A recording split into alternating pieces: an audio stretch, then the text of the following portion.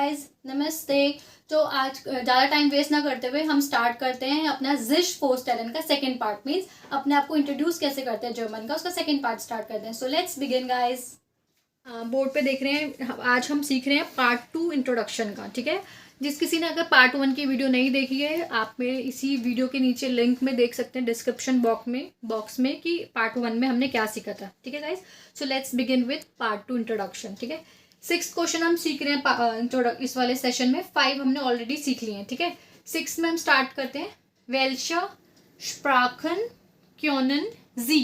ठीक है, स्प्राखन मीन्स होता है लैंग्वेज। ठीक है, लैंग्वेज।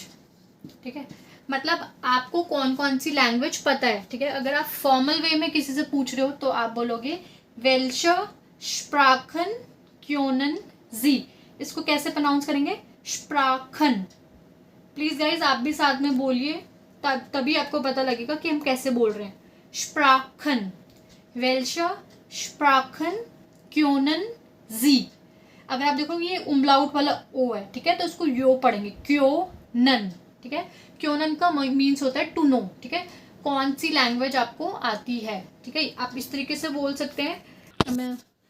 ठीक है, इसका मतलब है कौन सी लैंग्वेज आपको आती है। ठीक है, अगर आप फॉर्मल वे में बोलना चाहते हो। अगर आप यही इनफॉर्मल वे में मीन्स अपने किसी फ्रेंड या रिलेटिव से पूछ रहे हो तो आप बोलोगे वेल्शा स्प्राखन कांस्ट दू। ठीक है, ये वाला इनफॉर्मल वाला यू है, हमने लास्ट सेशन में सीखा था। ये इनफॉर्मल वाला यू है और ये वाला फॉर्मल वाला यू है। ठीक है, जो फॉर्मल वाला यू है, चाहे वो वर्ड के एंड सेंटेंस के एंड में है, मिड में, वो हमेशा कैपिटल में होगा जी। ठीक है, तो इसकी एंडिंग क्या है? E N. ठीक है, और जो इनफॉर्मल वाला यू है इसकी एंडिंग होती है एस टी। तो वेल्शा स्प्राखन कांस्ट दू।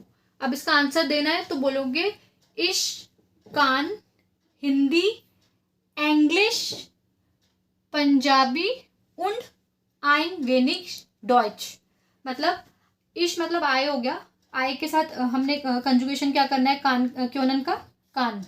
तो इश कान क्योनन गाइस एक मॉडल वर्ब है। ठीक है, वो हम आगे सीखेंगे इसका कंजुगेशन करना। तो इसका थोड़ा सा कंजुगेशन नॉर्मल वर्ब से अलग होता है। ठीक है, तो जब हम मॉडल वर्ब को इश के साथ यूज कर रहे हैं तो इसका एंडिंग इसी तरीके से रहेगा। ठीक है, इश कान हिंदी, इसको रीड आउट करेंगे एंग्लिश।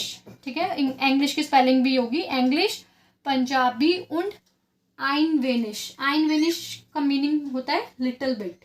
ठीक है, little bit Deutsch. Deutsch means German.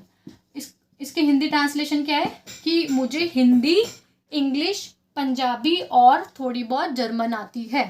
ठीक है गाइस, ठीक है गाइस। तो नेक्स्ट क्वेश्चन है, अगर आपको किसी से पूछना है कि आपकी मदर टंग क्या है। ठीक है, मदर लैंग्वेज क्या है, मदर टंग क्या है। अगर आप बोलते हो कि आपकी मम्मी की लैंग्वेज क्या है, मदर टंग है जिसको बोलते हैं, तो आप पूछोगे वी इस्ट इयरा मुटर स्प्राख। ठीक है गाइस, मुटर स्प्राख। यहाँ पे देखना, मैंने यहाँ पे ई ऐड कर रखा है। ठीक है, ये क्यों ऐड करा है, किस लिए करा है, वो हम आगे सीखेंगे, बट अभी के लिए इसको ध्यान रखिए।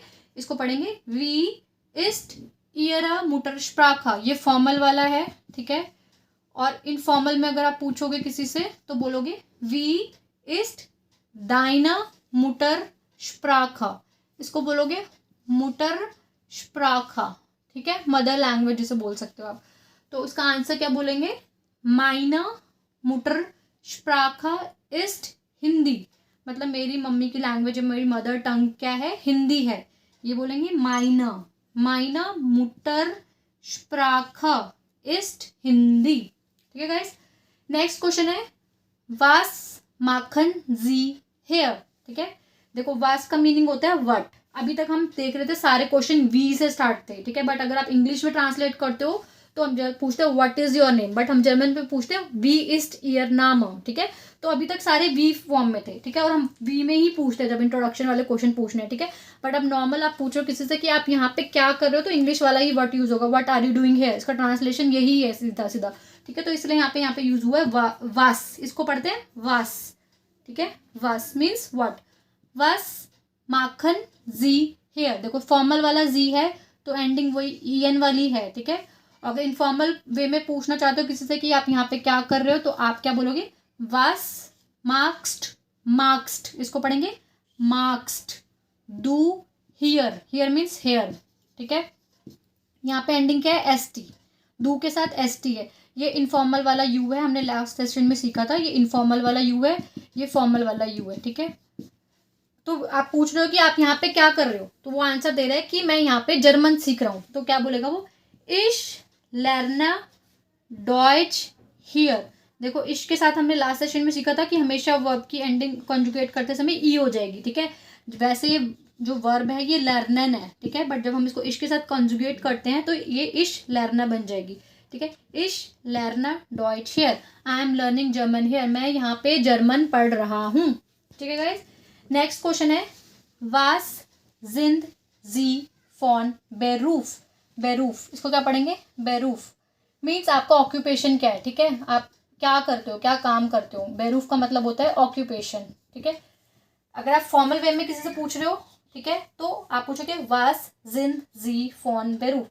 फॉन मीन्स फ्रॉम, ठीक है। जो ये जिंद और बिस्ट लिखे है ना गाइज, इन दोनों का मीन होता है आर, ठीक है। बट अगर आप फॉर्मल वाले जी के साथ आर यूज करोगे तो आप बोलोगे जिंद।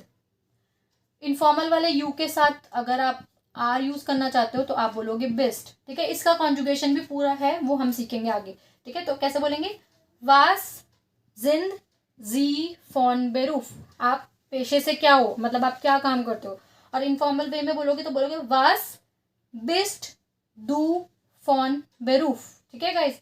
तो इसका आंसर अगर वो बोलना चाहते हैं कि मैं एक स्टूडेंट हूँ, ठीक है गाइज। देखो ये ना बहुत होता है जर्मन में, अगर आप लड़का लड़की हो उसको बोलने का फर्क बिल्कुल होता है। अगर आप यहाँ पे बोलते हो इंडिया में, तो अगर आप स्टूडेंट हो तो आप सिर्फ स्टूडेंट ही बोलते हो, ठीक है। बट अगर जर्मन में क्या होता है, अगर आप लड़की हो और आप स्टूडेंट हो तो आप स्टूडेंटिन बोलोगे, ठीक है। ये वाला आईएन लगेगा, ये हर ऑक्यूपेशन के साथ है, ठीक है। जब आप आगे फर्दर ऑक्यूपेशन सीखोगे तो आपको पता लगेगा यहाँ पे इन पर्टिकुलर इन यूज होता है। और अगर लड़के स्टूडेंट हो तो आप सिर्फ स्टूडेंट बोलोगे, ठीक है गाइस। तो कैसे बोलोगे, अगर आप लड़की स्टूडेंट हो तो इश बिन स्टूडेंटिन, इश बिन स्टूडेंटिन। लड़के हो तो इश बिन स्टूडेंट, ठीक है। इश बिन स्टूडेंट, ये बॉय, ये गर्ल, गर्ल स्टूडेंट, ठीक है गाइस। अगर मैं बोलना चाहती हूँ कि मैं जर्मन टीचर हूँ और मैं लड़की हूँ तो मैं बोलूंगी इश बिन। बिन मीन्स आई एम, बिन का मतलब है एम, इश हो गया आई एम डॉयच लेररिन, डॉयच लेररिन, डॉयच लेररिन, ठीक है। और अगर मैं मेल हूँ और जर्मन टीचर हूँ तो मैं बोलूंगी इश बिन डॉयच लेरर, इश बिन डॉयच लेरर, ठीक है गाइस। ऐसे आप फर्दर ऑक्यूपेशन सीखिए और आप जो हैं उसको देखिए और उसके साथ उसको सेंटेंस को बनाना सीखिए, ठीक है। बट अगर आपको पता नहीं चल रहा कि आपका ऑक्यूपेशन ये है और उसको जर्मन में क्या बोलते हैं तो आप कमेंट भी कर सकते हैं, मैं आपको उसमें हेल्प आउट करूँगी कि हम उसको कैसे बोलते हैं, ठीक है गाइस। तो आज के लिए हमारा लास्ट क्वेश्चन है, अगर आप किसी से पूछना चाहते हो कि आप कितने साल के हो, ठीक है। फॉर्मल में पूछोगे, मतलब जैसे हम बोलते हैं ना इंग्लिश में हाउ ओल्ड आर यू, तो आर यू यूज करते हैं ना, ये वो वाला आर यू है, ठीक है। फॉर्मल में ये वाला जी यूज कर रहे हैं तो मैंने कहा था जिंद, ये वाला आर यूज होगा, ठीक है। तो वी आल्ट जिंद जी, ठीक है। हाउ ओल्ड आर यू है मतलब we alt Jind ji. Informal में पूछोगे तो वी आल्ट ओल्ड, आल्ट मीन्स ओल्ड, वी आल्ट बेस्ट डू, कितने साल के हो तुम, जैसे पूछो तुम कितने साल के हो तो मैं आंसर यहाँ पे दे रहा है बंदा जो भी है वो बोल रहा है कि मैं 20 ईयर्स का हूँ, यहाँ पे बोल रहा है कि मैं 20 ईयर्स का हूँ। तो कैसे बोलेगा, इश बिन स्वांसिश यारा आल्ट, ठीक है। स्वांसिश यारा, इसको यारा पढ़ेंगे गाइस, ये है ईयर, ठीक है, ईयर, तो इसको पढ़ेंगे यारा आल्ट। इश बिन स्वांसिश यारा alt, I am 20 years old. या फिर अगर 10 साल का है तो इश बिन सेन यारा alt, I am 10 years old, इश बिन सेन यारा आल्ट, ठीक है गाइस। तो ये सब था आज के लिए मेरे पास आप सबके लिए। तो गाइस आप भी खुद से रिपीट कीजिए क्या क्या हमने प्रोनाउंस किया, किस तरीके से किया है, ठीक है। आपको कहीं पे भी डिफिकल्टी आती है आप कमेंट में करके मुझे बताइए, मैं आपको हेल्प आउट करूंगी कि हम उसको किस तरीके से प्रोनाउंस कर सकते हैं। आई थिंक गाइज आपको मेरी वीडियो पसंद आई होगी, प्लीज़ मेरी वीडियो को शेयर करें, लाइक करें, और अभी तक मेरे चैनल को आपने सब्सक्राइब नहीं किया है तो प्लीज़ इसको सब्सक्राइब कीजिए। Thank you.